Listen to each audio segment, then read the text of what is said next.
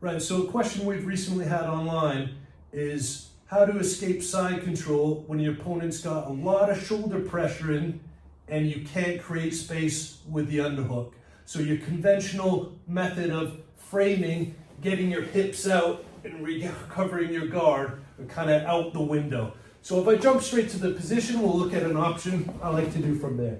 So Nick's here, a load of pressure with his shoulder here, and I don't have the underhook. So I can't look at turning in and wrestling. It is very hard to set up my frames and get my hips out while I've got this kind of pressure.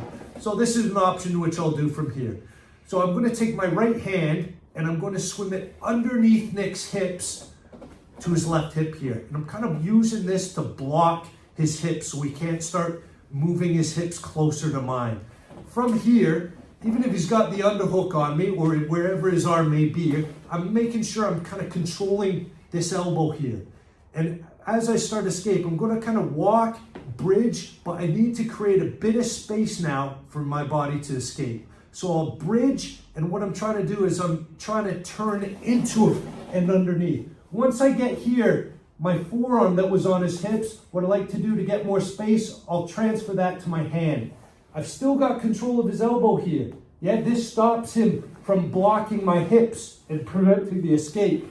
So I'm still blocking and controlling this elbow, and then I push off the hips to create my space. So from here, I'm looking at recovering my guard, or if he kind of doesn't react the way I'm expecting, I may be able to stand up and create a bit of a scramble. But the main thing is I've escaped that brutal side control position. So this is a submission which sometimes, depending how my opponent reacts, I'll sometimes catch people with this submission. So it's exactly the same here. Yeah. So my right hand, again, comes under his hips, blocks his hips, and I'm still controlling his elbow. Again, I'm going to bridge and start escaping, but I'm paying extra attention on this submission. I'm controlling his elbow here. So I'm bridging up and turning in.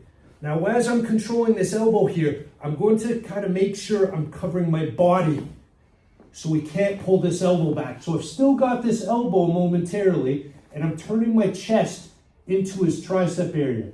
From here, I can relinquish this control of his elbow with my hand and lace it over his head.